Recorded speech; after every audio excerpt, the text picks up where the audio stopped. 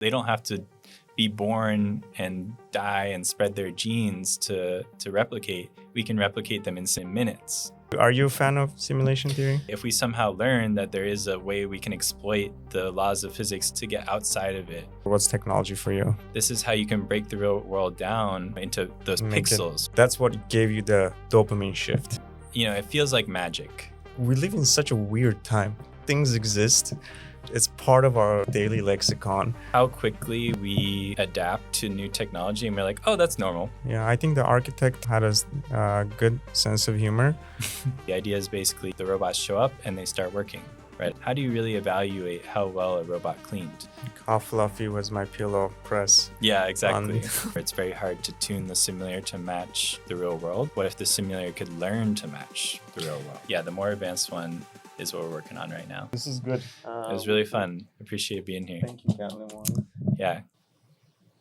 It's so different here. How much? Yeah. Good night, beautiful one. Hey everyone, welcome to our podcast. And we have two guests. I'm counting myself too. So Zach and then our little friend. What's up?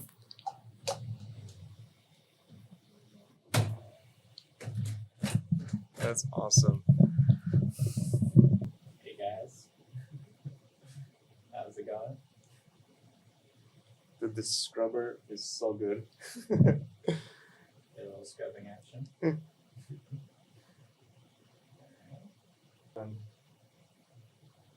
Hello. Nice to meet you. Good to meet you too. All right.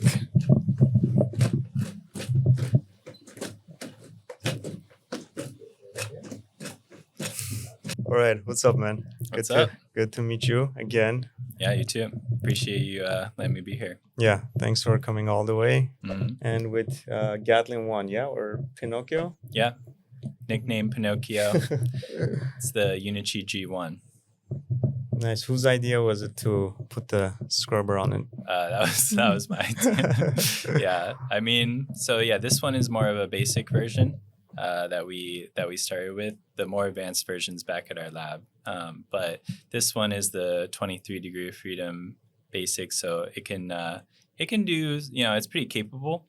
But in terms of the capability we want for cleaning, you really want the wrist. So it actually doesn't have any wrist joints, and it doesn't have all of the waist joints. It only has the ability to twist. So you probably want, ability to pick down, bend over, pick up things like that. So yeah, the more advanced one is what we're working on right now. Sure. Then we can jump back in with Pinocchio. So my guest today is Zach Vinegar. Yeah. Mm-hmm. Yep. Cool last name. So, co-founder and CTO of Gatlin Robotics. Gatlin is building the software brain for cleaning robots. They make mobile robots that can do the messy, non-floor parts of commercial cleaning, wiping surfaces, emptying trash, dusting, the stuff existing cleaning robots can touch. Mm-hmm. What's interesting is their approach. Humans remotely operate the robots at first. Their real-world data trains the AI models, and over time, the robots take over more of the work on their own. Before this, Zach spent 8 years as chief software architect at Miso Robotics, shipping cooking robots into fast food kitchens. So he's actually shipped commercial robots before, which is rare. It's true. Yeah, it's tough. It's tough out there in the robot world. I mean, I was at Miso for 8 years and really what'd you do there? Yeah, I did a lot of everything. I mean, I started there. That was my first job out of college. So I started there as a junior robotics engineer, kind of worked my way up. And really, I got to experience the full, like when I got there, it was really just me and like 3 or 4 of the founders in a garage in Pasadena. So really got to see it, expand to like 100 or more people. Wow. In like how long of a span? So I was, 8 years. But I think we were it was at its peak around like year 5 or 6, something like that. Yeah. But yeah, every year every 2 years, it almost felt like a completely new company just because it was moving so fast. And we did a couple pivots at first we were doing burger flipping robots. Wow. And that was the first thing I did when I got there. So I like to say that I was a burger flipper right out of college. But really it was... Did you tell that to your parents? Yeah. They were like, what are you doing? And I was like, I don't know, I'm going to California. I'm making burger flipping robots. And they're like, okay, that sounds cool. I mean, can't argue with that. But were your parents supportive of it, or your family? Yeah, very, yeah. And I always knew that I wanted to get out to California and just be in this environment somehow. And this was the perfect way. I actually thought that I was going to go to Cornell grad school, and then they just called me up on LinkedIn. Like they messaged me. Miso? Yeah, Miso. And they just messaged me out of the blue and were like, do you want to help make this robot flip burgers in California? And I can't pass up that opportunity. I didn't really know anything about the company or too much about it. And I just said, let's just do it. And I packed up all my stuff and came out here. And I've been here ever since. From where? So I was originally born in North Carolina, and then I was at Cornell at the time, so in New York. People come to California for like acting, like it's like one of those quintessential like stories. Like I'm moving to California to pursue acting, and then yours is like burger flipping at robots. Yeah, I mean it was really interesting. It was founded by a bunch of Caltech grads, and yeah, just the idea that at that time, right, because this was 2017, there really weren't any, humanoid robots in production, or even, it wasn't even really human, it was just an arm, but, robots doing those kinds of jobs at all, right? Like, especially not in the restaurant industry. I think there were some in the like warehousing and that, but it was really kind of a revolutionary thing to be doing it for food like that. And you guys got it deployed, yeah? A lot of places. Yeah. The burger flipping was really tough. There's just so, you don't think about it. It's like one of those things where it's like, oh, it's just flipping a burger, right? But like the consistency of the cheese, it can stick to the spatula, and at the time, right, there wasn't that much AI, 2017, it was just getting going. So it was like we had limited tools. You have like bounding box, like burger detection and localization. It had to be like, yeah, exactly. Like if it localizes the patty 1 centimeter to the right, then it falls off the spatula, that kind of thing. So it was really, if I had to rebuild it today, it would be a lot different. But yeah, it was really just a great experience, getting to know like what are the current capabilities of the technology, and then trying to apply it to a real problem that was, seemingly rather simple, but when you get into all the details of it, very difficult. There's depth in like everywhere. Exactly. Like today, when we were talking, and like I hadn't thought about like the friction force of cleaning involved, right? Like, and I only figured it out because we're talking about like how hard it is to actually. And then when you start observing, there's like more and more layers as you like expand. You learn that very quickly. Like for the burger flipping application, one of the big things also was cleaning the grill after. So we actually had it could change tools. So it could drop the spatula. It actually had 2 spatulas, one for raw patties, one for cooked patties, because you don't want to spread, like the salmonella or anything like that. And then it also had a grill scraping tool. But the thing about that is you need to put the perfect amount of pressure. You don't want to put too much. You don't want to put too little. And then at the time, we're using like industrial arms, right? So it wasn't made. Yeah, made we were using like a Fanuc or a Yaskawa arm. And at the time, those arms weren't really built for that kind of application. It was kind of difficult. We also were controlling it through ROS and like that kind of software, which those arms are meant to be controlled through like their teach pendants and like, custom proprietary software. So we had to kind of hack around that at the time. And yeah, the way we got it was we just had to calibrate exactly where the grill was. And then, go 1 millimeter down to get the right amount of pressure on the grill. Right. So, and then today there's the arms, they come with like force control, that kind of thing. So it's a lot different today. And it's more like it's a lot of like reinforced learning, right? Like for that,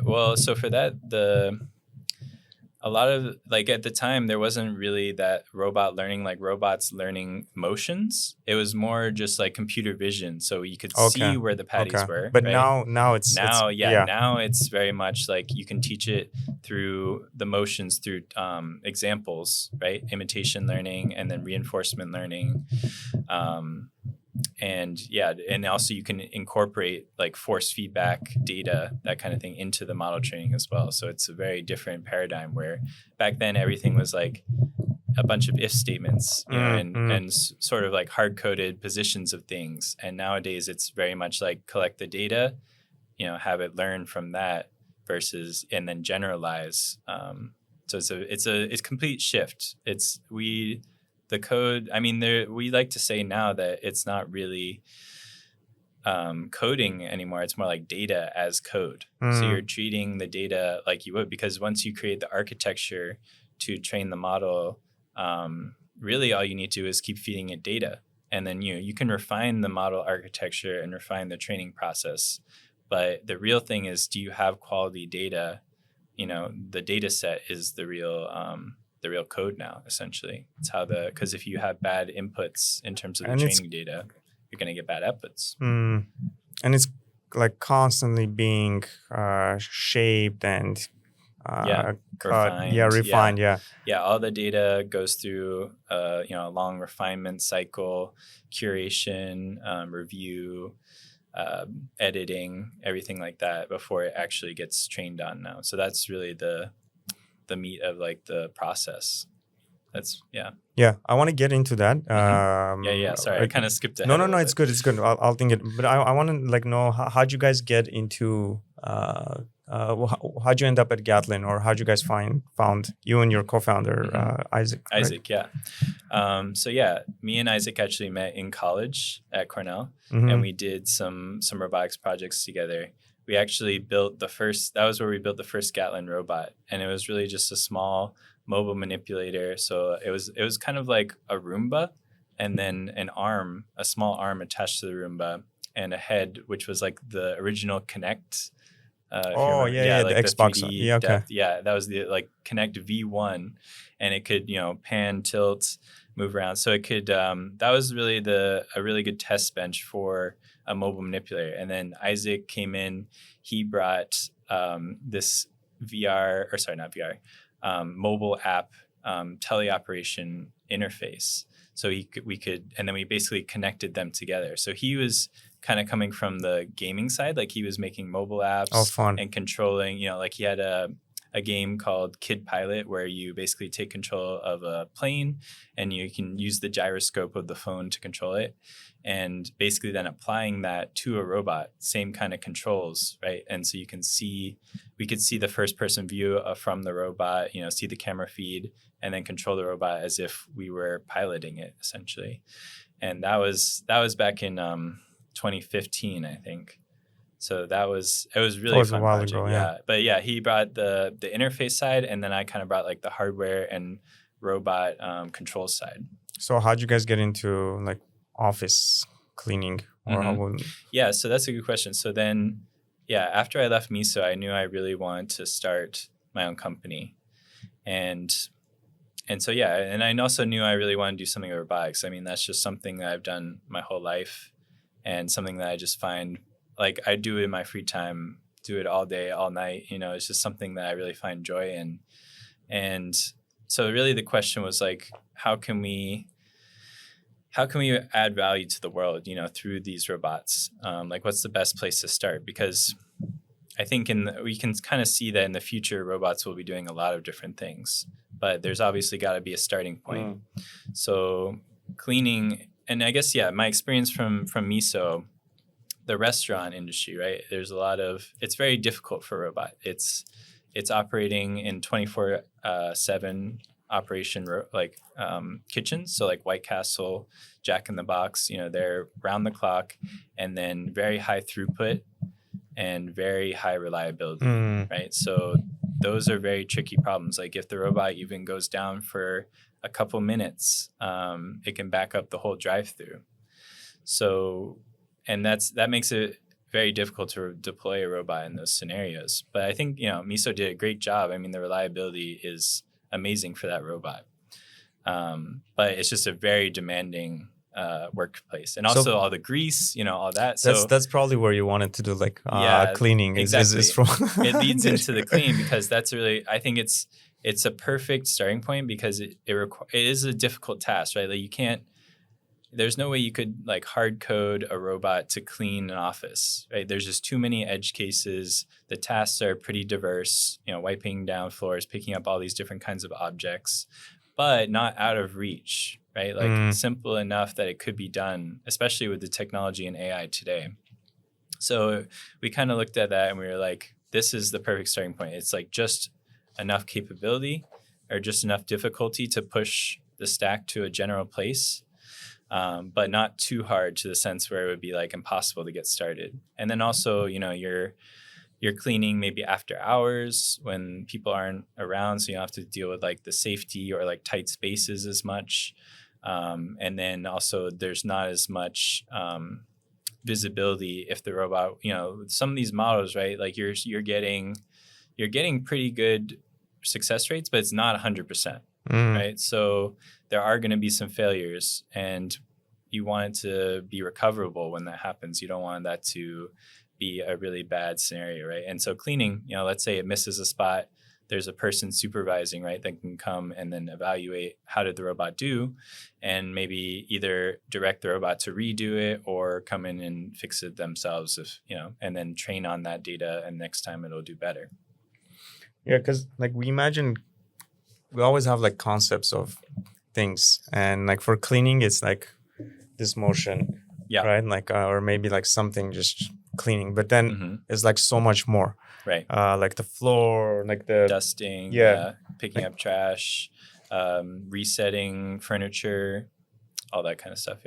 And current like cleaning robots only clean floors, right? Like most of the commercial ones, there's obviously the Roombas are like the home robots, and then there's a ton of different floor cleaner robots, industrial,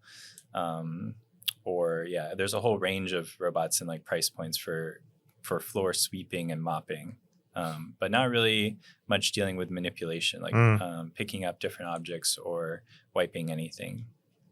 Yeah, you were saying like it's 60% of cleaning consists of non-floor tasks. It was actually kind of funny reading that, like 'cause it just goes against like the idea of what you have for cleaning, and there's like a bunch of those tasks. Yeah, and we really see ourselves as like the software and orchestration layer. So there's no reason why we can't also have cleaning, like floor sweeping robots as part of the robot team that comes in. We kind of see it as like a robot cleaning crew that could come in, and then while, let's say, the humanoid or a mobile manipulator is picking up trash and cleaning desks and wiping down surfaces, we can have the cleaning robot on the other side of the room sweeping the floor, like a crew. Floor. Yeah, and then they can even work as a team where, let's say, the smaller robot needs to go through a door. The larger robot can open the door for the smaller one and start to coordinate the robot's behaviors. That's cool. Like, walk me through like a scenario. So like a robot shows up to clean office tonight, right? Yeah. Let's say, and a human's teleoperating it in the back. Yeah. And then so partial teleoperation, and mainly for tasks that are very tricky and require a lot of dexterity. Versus like, let's say a task like navigating, if it's just the robot's going from one room to the other room, that's pretty much a solved problem now. And that's all autonomous. So then, but maybe if the robot navigates to a desk and it has to pick up like a small pencil or something like that. Some of that can be autonomous, and then some of that can be teleoperated depending on, or, you could try the autonomous approach. And then let's say it fails a couple times. The teleoperator is notified, steps in, teaches the robot how to do that task. That is then recorded and then used for training. And then next time it can be doing it autonomously. So do you have someone always behind each bot? Yes. Wherever they are deployed? Right now, yes. And, the goal is to reduce that. Right now, it's like a 1-to-1 mapping where like one person is pretty much teleoperating one robot. But then over time, we want to get to 2-to-1, 3-to-1, one person's watching 100 robots, right? And that's where it becomes more like a support center rather than this one-to-one mapping of people teleoperating. So you guys are bot ambiguous? Yeah, robot-agnostic. Okay. So yeah, with the same software that can control this humanoid can also control our mobile manipulators, can also control quadrupeds or drones or anything like that. And then they all send their data to basically a centralized place that they can then learn from. So you're imagining it gets like smarter over time and Absolutely. like less and less humans. Yeah, the goal is not to continue teleoperating forever. The goal is to, over time, use the teleoperation to teach the robots and then gradually, rely less and less on teleoperation. I was listening to this like a lecture by Jim Fan at NVIDIA. Yeah. Quite funny. Like he's pretty good. So he recently made the case that teleops fundamentally doesn't scale. He's saying it's like capped at 24 hours per robot per day. Realistically, right now it's 3, and that's if like the robot gods are merciful. Right. And that it's going to be replaced by wearables and egocentric video. Yep. And it seems like right now teleops is central to your model. So how does that phase? And before you jump in, like one distinction I want to make is tested with you is that like Jim's talking about like Teleop as a way to collect training data. Yes. But for you, Teleop is also how the cleaning actually gets done and paid for today, right? So are those the same bet or 2 different things people conflate?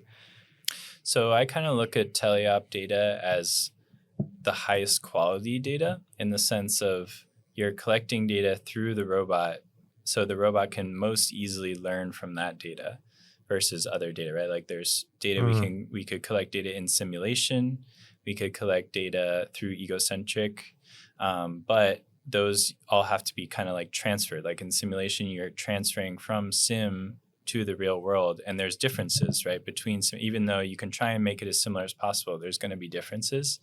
So the highest quality, best data is always like that kind of teleop, but it's very expensive, like you were saying. So, what we've done is basically have multiple different avenues where we can collect data. First, that is simulation, that is egocentric, and real data. And then the real data, you want to collect all that you can, but like I was saying, it's very expensive. So we've worked with a couple different partners on getting egocentric data for cleaning tasks, and then basically taking that raw footage and now having a pipeline to transform that raw footage into data that the robot can learn from.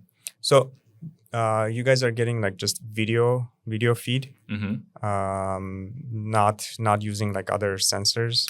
So we've been experimenting with some like force feedback, like force sensing gloves or different things like the exoskeletons, things like that, and that is very interesting because I think it can teach robots a lot faster. There's a lot more information there when you have that. I mean, if you think about your sense of touch, right? And like if you were going to try and do anything without that sense of touch and then purely visual based, like let's say your arm fell asleep and you're trying to do something with like, you really have to feel it, you really have to see it if you don't have that sense of touch. So I think sense of touch gives you a lot of information that you can learn from. So is one like a hedge for the other?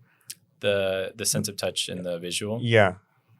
I think it's kind of similar to the argument for self-driving cars where vision versus vision only. Like it's possible, but if you can have more sources of data, that can definitely help, right? Like if you have LiDAR in addition to cameras, that can help in certain situations, like if it's poor visibility. Same thing with the touch versus vision. If let's say your arm is out of view, because it's secluded by something, right? Like you really do need that. Like let's say you're trying to grab an object behind another object, you can't see it. How do you know if you have it, right? And you can put cameras on the wrists. That's what I've seen done. But if you, as a person, right, if you were to do that, you really use your sense of touch. There's not really much way to do that without that force feedback if your vision's occluded, right? And what about like pairing it with synthetic data? Does that make sense? That like a practice? Yeah, the cool thing about simulated data is not only can you do that kind of imitation learning, but you can also start to do reinforcement learning because you can have the simulation running at much higher speed than real life. So you could get, let's say, a million hours of simulated training in only an hour using like a cluster of GPUs, right? And NVIDIA and Isaac Sim or Mujoko or something like that. So that is really where if you can take advantage of that and leverage the fact that you can generate much more data, the tricky part is, can you transfer that from the learning from the simulated world to the real world?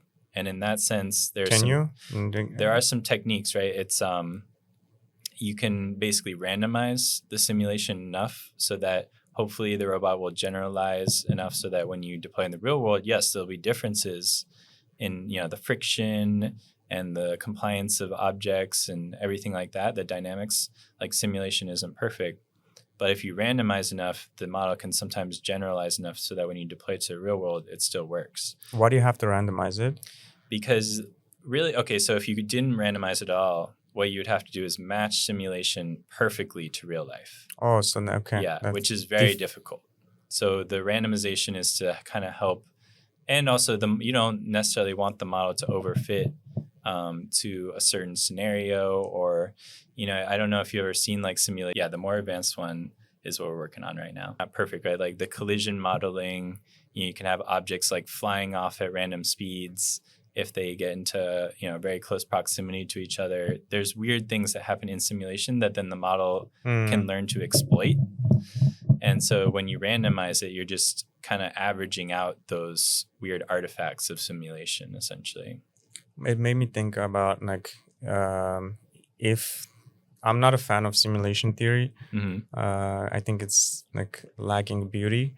But if this was a simulation, and you're saying like you could run like an hour, like a million hours in an hour, then whatever we are in must be faster than whatever's outside that's simulating, but it's like pretty slow for us. So they must be much slower. If that's exactly. Yeah, they're going at like 1%. Yeah. And then they're just watching this whole universe be created in like a blink of an eye or something like that. Are you a fan of simulation theory? My take on that is I don't know, like, what does that even mean? Because it's our reality, right? Like we perceive it, like it's kind of the same thing as in the Matrix, right? If you are living in the Matrix and you have no way of knowing whether you're in the Matrix or not, that is your reality. You can't escape it. Like you have, if you learn like Neo, right? If you learn that you're inside the Matrix and that you can get out, that's a different story. But there's no way to do that. If we, we're testing like the limits of physics, like string theory, particle accelerators, right? If we somehow learn that there is a way we can exploit the laws of physics to get outside of it or to, then that's something different. But otherwise, there's not really any point in talking about as a simulation because it is our reality. So you think like consciousness is embodied or emergent?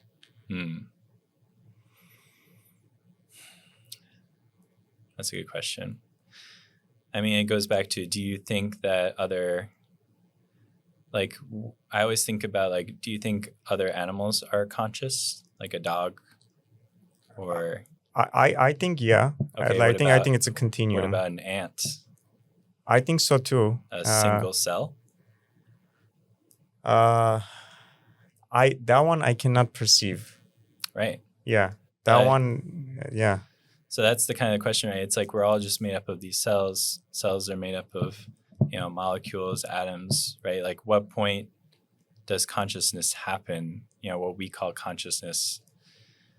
Yeah, that's a good question, right? So I always kind of go back to that of like, really go deep into it and see if it still applies at a much lower level. And then, at what point does it cross that line of like it's conscious or not in our minds? And what does that say about what we think consciousness is? When it's being run here, yeah. Yeah.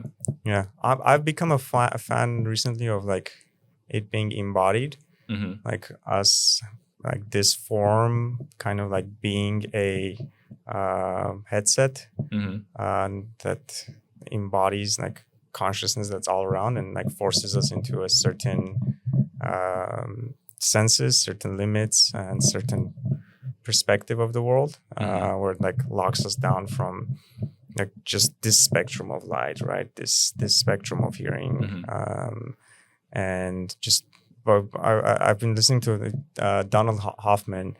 He's been like he likens it to like wearing a VR headset that's crude, and it just limits. It goes for like a maximum feasibility towards making you procreate, and it limits the objective reality you see. So like your form limits it, so you don't die. Right.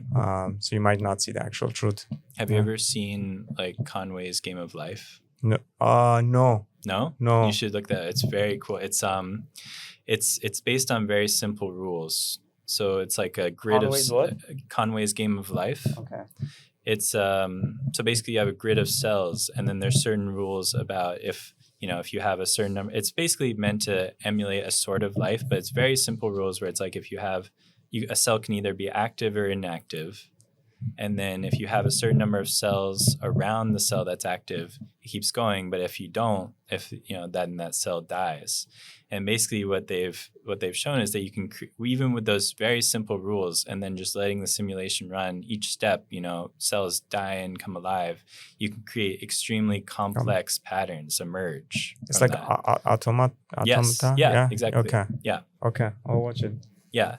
So in that sense, I think that there's just, even with simple rules, like the rules of the laws of physics, right? Like from those very simple rules, insanely complex things can emerge.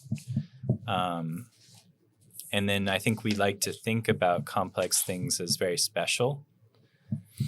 That's a good point. Yeah. We have it's romanticized. Yeah, exactly. Like we like to think about ourselves like, okay, we're conscious. I don't know about animal, or like the intelligence, right? But I think the whole world is just like this very complex entity that has emerged from these simple rules, and then we're just a part of that complexity. I was at with my wife. We're at a body movement show. It's like called Batsheva Group, and I was watching the movements, and it was synchronized but very async. So there was if you zoomed out, there was a synchronicity to it, but as you're looking at it, there's this movement, and it just becomes too much. Like it's too much to take in, and it's beautiful, and like that's the beauty. Like where I like made both of us like start crying, and we're sitting separately, like, but we both thought the same thing. We're like, that's life. It's like all happening, but then you're just one of those, and it's really hard for you to even comprehend that wholeness to it. And if you just get a glimpse, it's just beautiful. That was it. Yeah. Yeah, I think the beauty in that kind of thing, like dance or music, is just, it doesn't have like a particular purpose or goal. The goal is to do it, to be in that, and like. And you couldn't like moment.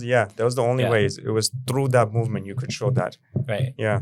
Yeah, and you're just doing it for the pure joy of like being in that moment and like connecting with other people, all together, and just like all these lives intertwining with each other in that one moment. But there's not, I think a lot of times we're very rational, like almost like computers, we like to make decisions and think rationally about things, but it's nice just to let things flow, What's it seems like a lot of rationals make technology. Yeah. Why are you building technology, or what's technology for you?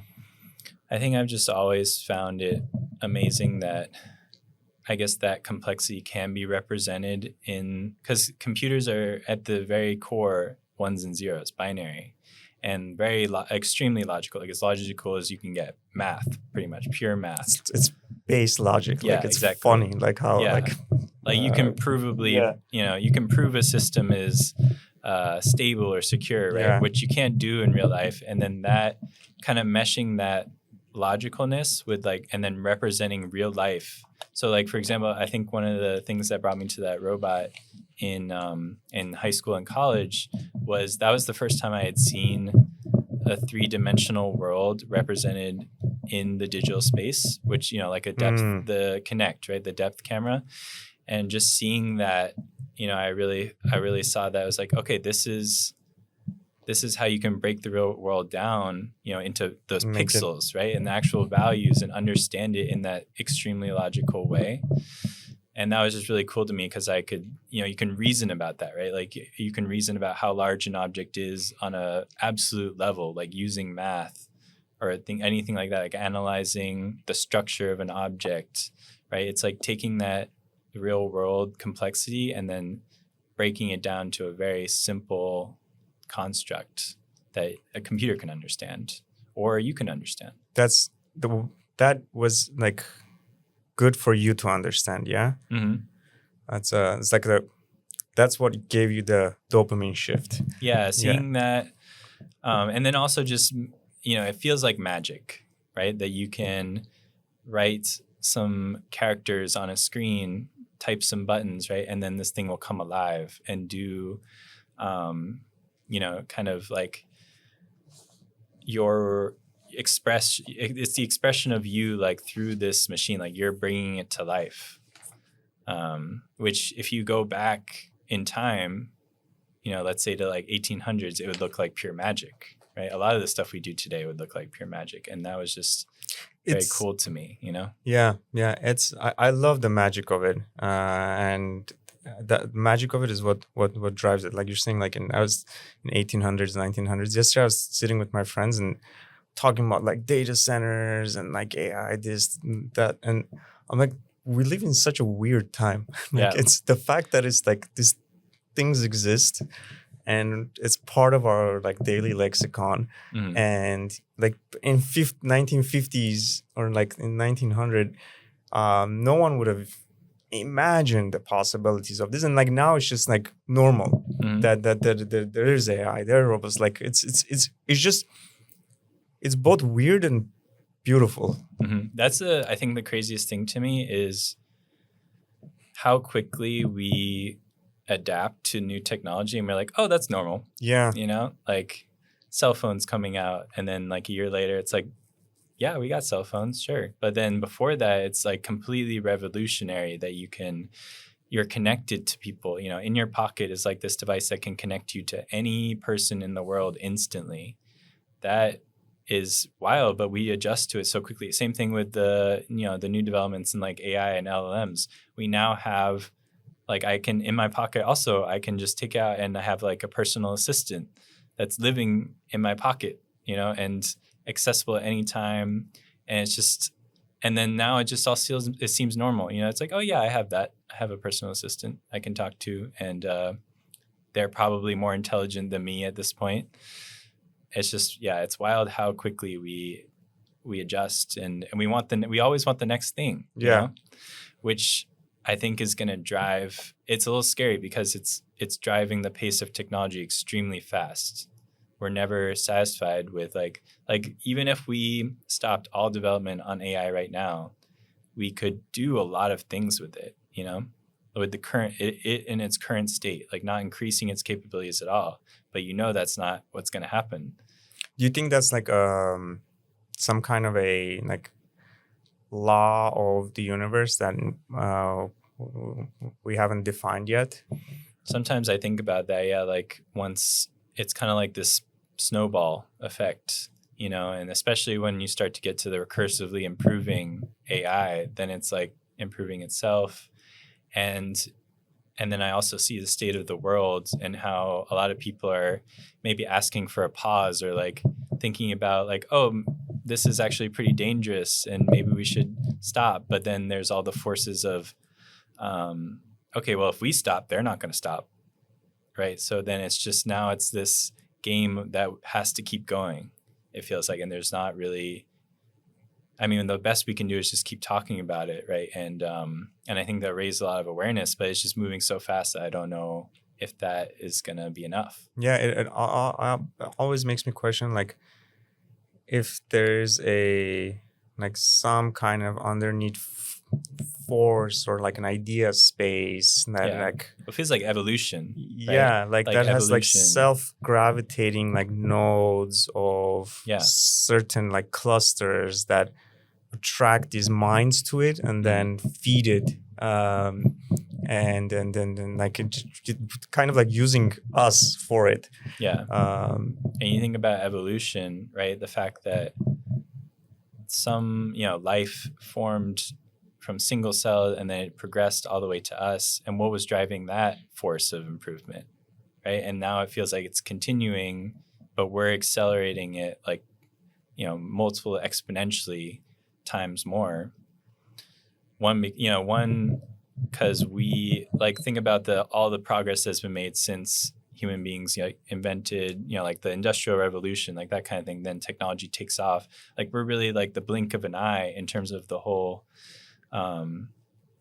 evolutionary scale of like the planet or the universe, right? We're like this tiny speck, but so much progress has happened because it's just like this explosion of recursively improvement, where now we can almost take control of the force that was evolution and multiply it.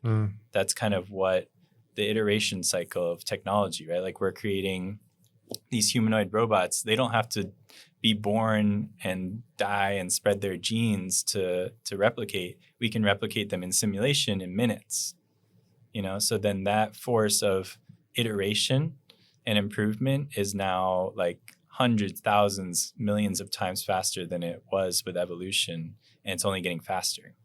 Do you think there's like a stretch limit to the imagination that it can push the universe to? I do wonder. I think the reason it's dangerous is because, and maybe this is how a lot of maybe there are, we've never really interacted with any civilizations. We don't know if there are any. Maybe they are there and they're just hiding. Or maybe they're all around us. We can't perceive. Like if I was a super intelligent species that traveled to Earth, using, probably have to be faster than the speed of light. Maybe, because they're probably coming from a different solar system, right? If I had that technology to come here, would I reveal myself to all the, primates that are, this like very, I wouldn't reveal myself. I would stay hidden, obviously. So it could be that they're just hiding, or it could be that there aren't any because they've gone through that self-recursive cycle and kind of like imploded. Sometimes I think about that, it's like this driving force. And I feel like there's going to be this, either the self-improving force accelerates so much and we're not ready for it and we implode, or we somehow get to that state where we're now, light traveling faster than the speed of light species. Technically, right? You don't need that because you can have like imagine like von Neumann type probes, right? Like self-replicating probes that go mine the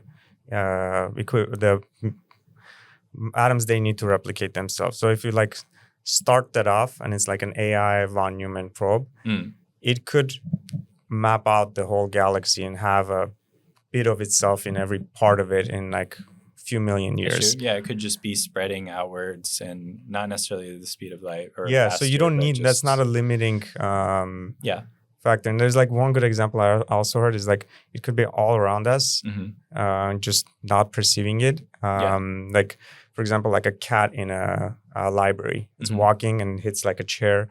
To the cat, it's something it hit. It might not be wood for the cat. Right. We will not perceive that that's a chair. It doesn't know that it's in a library. It doesn't know that there are books and there are letters in the books that contain knowledge and that there is knowledge. So these things around us might look like mundane to us, but it might be just one sliver of something that we're just not able to comprehend. So you could have like all forms of things, different levels of consciousness around you without you being able to recognize it, and just pads and probes like you would do like a culture. I don't know. I think that they don't necessarily have to be breaking like the speed of light or anything, but they are, to get here in any way, they're going to have to have very advanced technology, much more advanced than us. I mean, and the other thing is, like, have you ever heard of like dark forest theory? Yeah. So if they weren't that advanced and they were just shooting out stuff in all directions, hoping to expand, that probably wouldn't be a very good idea for them. Could it be that they're also native to the planet? And just they could have started and just or something here. They stayed here and just not interacting with us because it's like not as interesting. And we see it as like orbs, like balls of light or something. I don't know. There's the mystery of like how life started here in the first place. Yeah. Right? Where did it come from? And it could be on purpose. It could just be the simple laws of the universe, which I don't know how those got started, but someone created the laws of the universe in such a way that they're simple laws, but then they lead to this complexity of life eventually. It's funny. Like I think the universe is like at its base a little funny. Like it has a sense of humor to it. It does feel kind of odd that it would all just be random. Like the physics of everything and the fact that the universe is shaped how it is, and there's all these different solar systems and convenient places for life to pop up. It just seems unlikely that that's not somehow architected by something, But in the end, it's like, I mean, what does that mean if it is architect? I mean, I think, it's a good question, and then how does that help us, or how does that how can we learn from that? I don't know. Yeah. I think the architect had a good sense of humor, and I'm thankful for like humor existing in this universe and curiosity existing too. That like and the fact that mystery exists, it's so fun. Like those three things combined together, just like that's the reason. Like you were curious. You got into building robots. Like we have not very simple mind, but like we can only understand so much as a person. Like you can only keep like 7 things in your head at one time. I don't know how many, like the level of complexity that we can understand isn't that high. So the ability to like take very complex things and like abstract them down into understandable, it's very like appealing to me, Getting back to our tiny bots. Yeah. Went on a little tangent there. Yeah. I love tangents too. They're like one of my favorite things in life. Like it's like I want to have a company named Tangent. Yeah. Like I don't know what it's gonna do yet, but it's fun podcasts like this, maybe. Just, conversation. That's kind of been my favorite form of media recently. It's just like long form conversations where people just talk through their thoughts, because it just gets around all the formality and I think that's where the most interesting ideas are, because like we've had time to like ruminate with all our thoughts, and in like this form it just gives triggers to open, and then there's like so much gold mine there, and it's like so many different perspectives. Like it's so fun. Yeah, exactly. Everyone's kind of ruminating on the same thoughts, and they all have different takes on it, and it's very interesting just to get outside of yourself and see what other people are thinking. Do you think as AI takes does like more of our menial things, or define them as menial, and does a lot of our thinking, do you think that opens up more space within us? I think so. That's what I like to believe. I like to. Well, yeah, it's a good question, because I think there are some things lost in doing, everything that you're not doing. Like, let's say robots are now cooking all the food, right? Like, that art of cooking is then gone, which is a little sad. Because even though it may be like, yeah, you can do other stuff now. Like, you can think about or do other hobbies or whatever, because you don't have to cook. There's that art form of cooking that you don't experience anymore. And there's something beautiful in that art form, even though it's, I know, what you might call like a menial task, Yeah. And like same with like FSD, right? Yeah. As more it does. Yeah. Or like social media, yeah. Right? Or any of that kind of thing, where it's like now the art form of like talking to people in real life is gone, or, diminishing, right? And I see that a lot in people around me. They're like either always on their phone, or they interact with people mostly through technology. And then it's just like if you go to a concert or a party now, it's like everyone holding up their phones.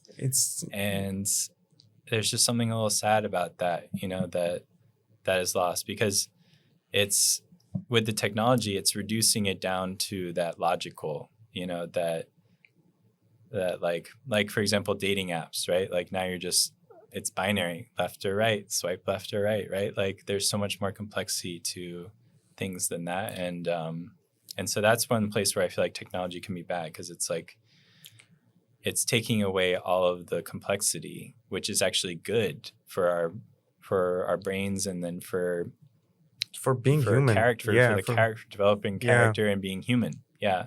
Taking the humanity out of life a little bit. Yeah, it's kind of ironic, right? But then something that binary only could have that on its like opposite side of the sword, right? Like double-edged sword, gives, but also by giving it defines the only way it can.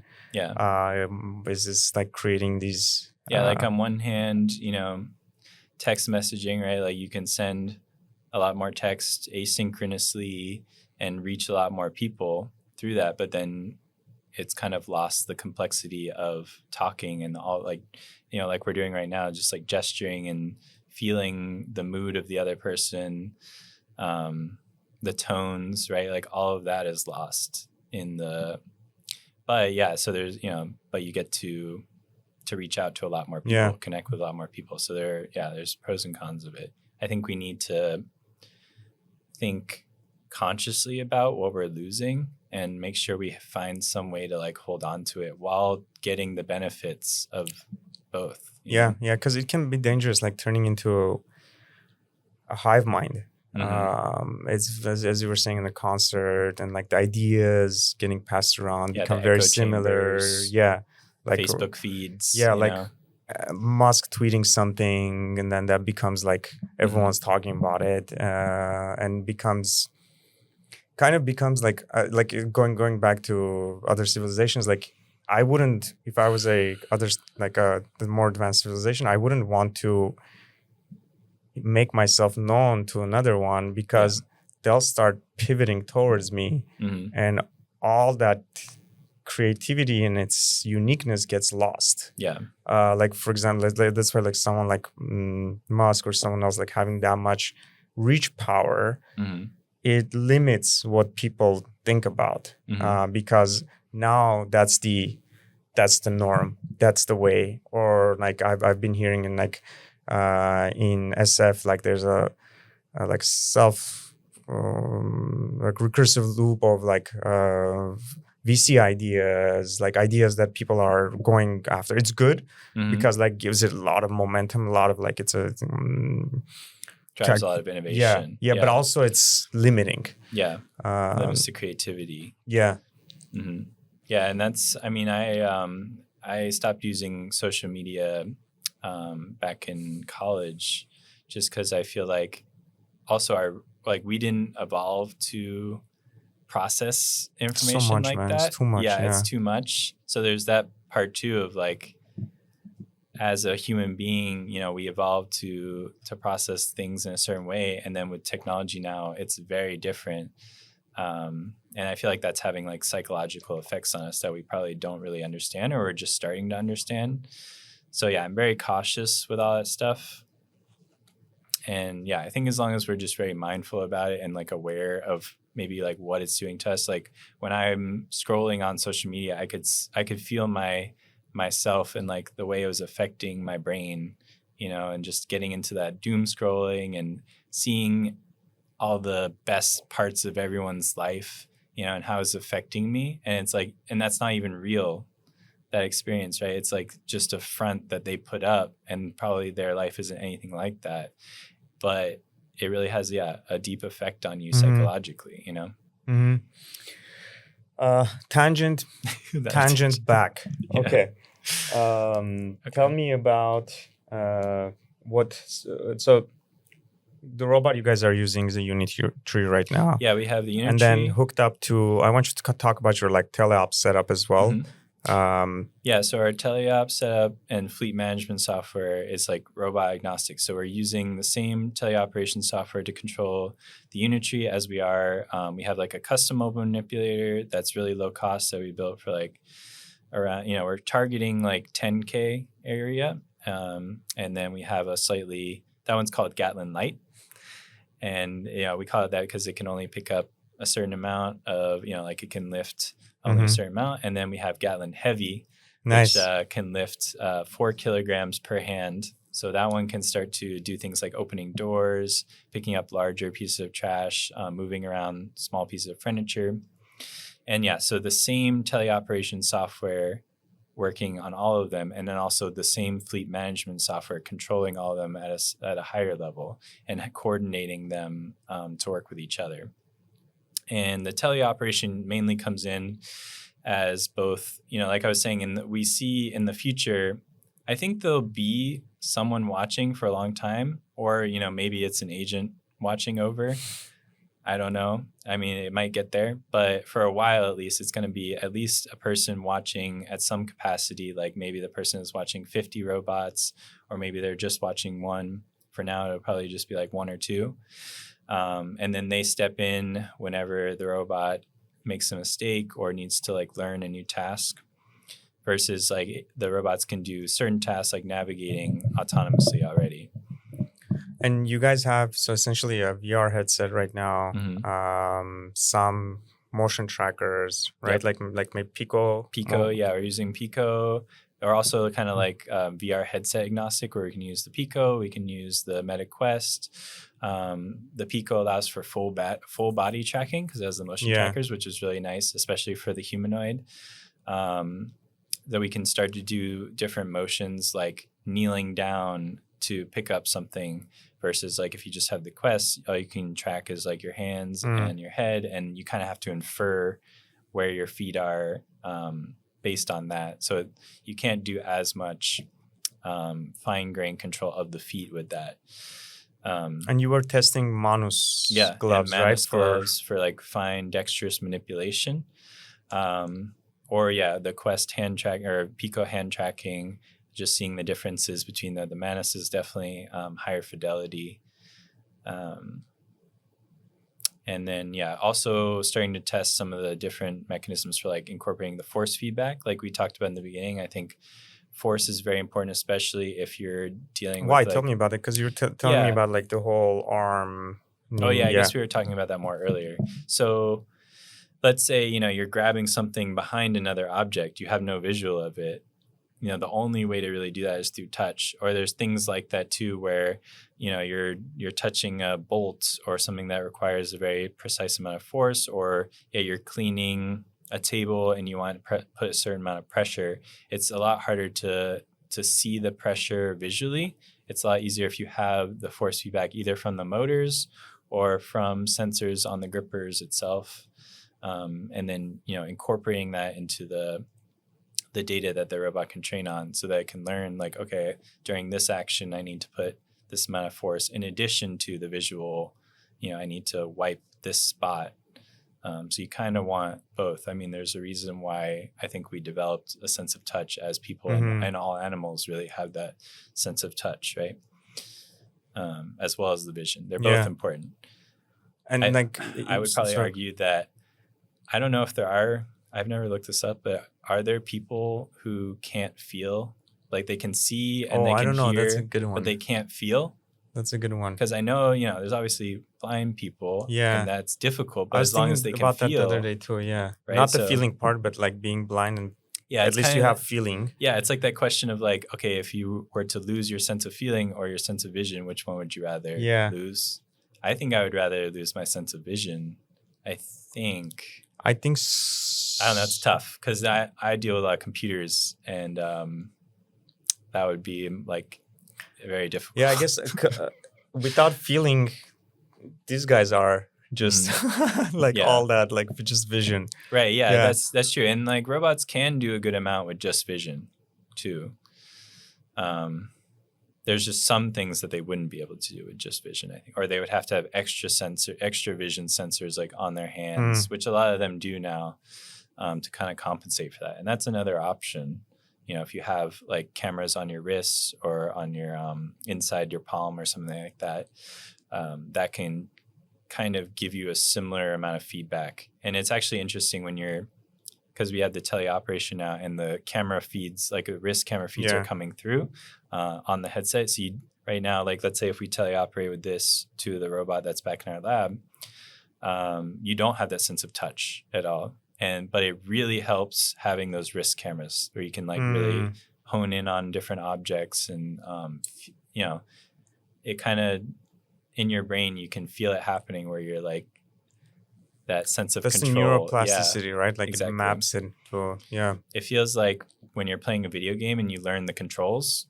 And you just expand. Yeah, exactly. Yeah. Like your embodiment expands to this virtual character. And it's like, each video game is kind of a different control, but your mind adapts very quickly to those new forms of control. And how's the landscape? Like, do you have to like search a lot to find or build the things you need to get teleops running or other parts running? Yeah, the landscape, we did do a lot of research, just testing, a lot of testing out different equipment, different headsets, different robots. Because, there's not really a great database of all these things, or their capabilities, or their effort of development. So it's a lot of like looking at other companies, looking at what they're doing, learning from people in the industry, and just also experience. Like I had a lot of experience with industrial arms at Miso. I pretty much knew I didn't want to go that route. I think even those industrial arms have a really high amount of reliability. They can last. They're built to be extremely precise and extremely reliable and very fast also, but they're not built for like flexibility or human robot interaction, like being safe around people, any like cobot type of situations. And if you look inside a FANUC arm while it's moving, the gears are spinning at an extremely high rate. They have a lot of built up energy inside them, which is what makes them very unsafe. Because if you get caught and pinched, it can crush you, right? So we're looking at a lot of different hardware that doesn't have those, like maybe like the arms we're using right now. You can control them. They're back drivable, so they're it kind of behaves like a spring when you press on it, which is very different from the industrial arms. And it would be cool to have those like the Teleop's like test center. Mhm. We're opening like end of the year. It'd be cool to have those arms there too. Yeah. Actually, Yeah, they can be used as teleoperation devices as well, because they can impart different amounts. They can be used to give feedback to you as you're teleoperating, which is really handy because that gives you that sense of touch that I was talking about.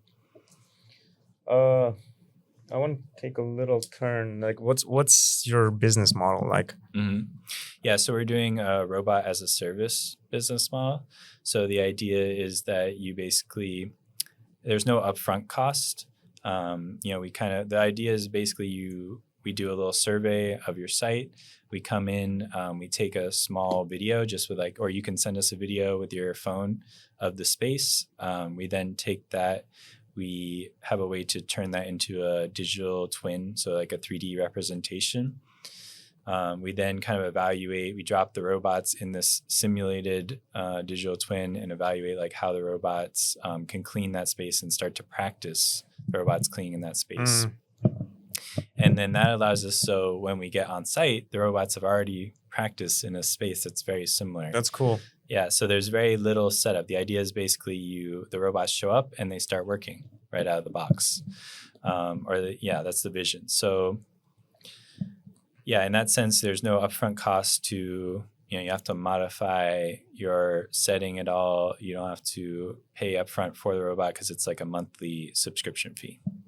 Okay. And you guys are deployed at one location, right? Yeah, we have a place in office in Santa Monica. That's kind of our first test pilot. Yeah. Yeah. And then we're kind of expanding to a couple other pilots right now. Okay. Are you guys actively looking for new places? Yes. Yeah, absolutely. Okay. I'll post your contact information underneath so they can reach out.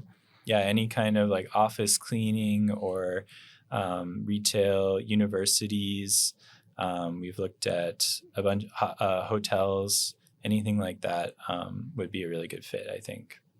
And does it have to be local preferred? Preferred, yeah, in the LA area, but we could see how far away it is, And how many different types of bots are you guys using now? So we have our custom mobile manipulator that we created. That's one. We have Gatlin-Heavy. That's a larger version of that.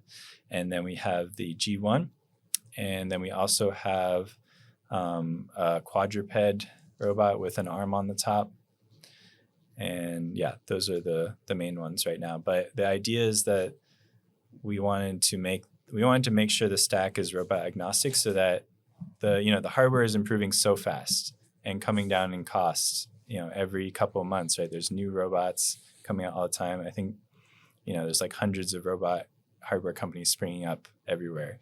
So we wanted to be able to leverage that new technology as soon as it comes out and really just be the orchestration layer and the brains behind the robots, coordinating them as a team, any different embodiment that comes out.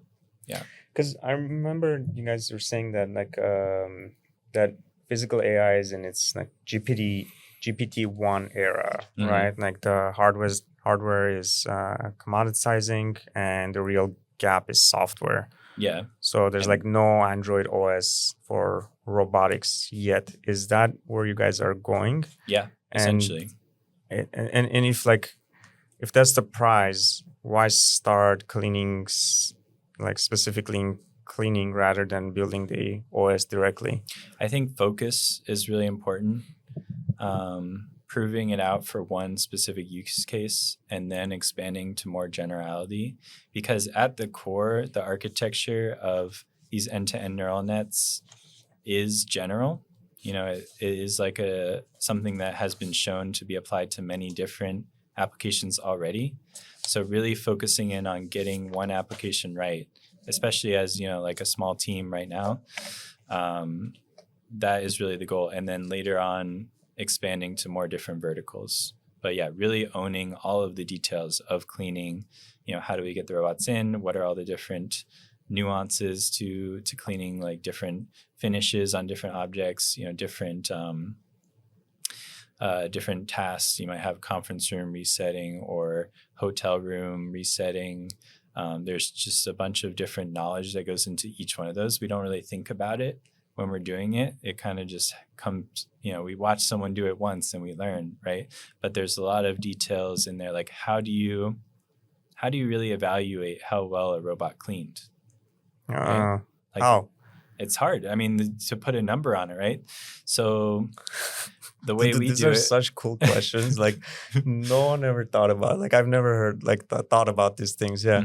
It's the same thing for at Miso too. It's like how do you know how well the robot cooked your fries? Yeah.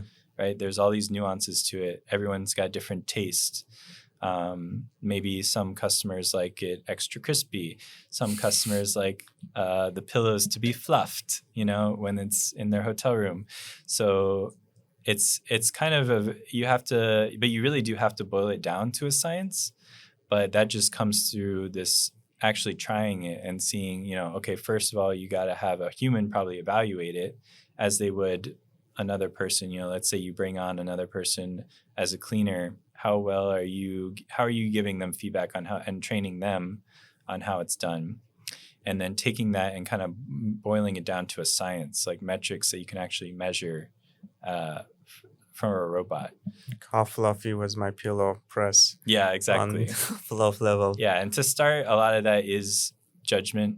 So it'd probably be a person coming in and giving it a 9 out of 10 or 8 out of 10, right, on a lot of metrics. But then over time, automating that more and more. So it's like, okay, this many failures, right? This many times it failed to pick up a piece of trash, or this many times it left a spot on the floor that was this size.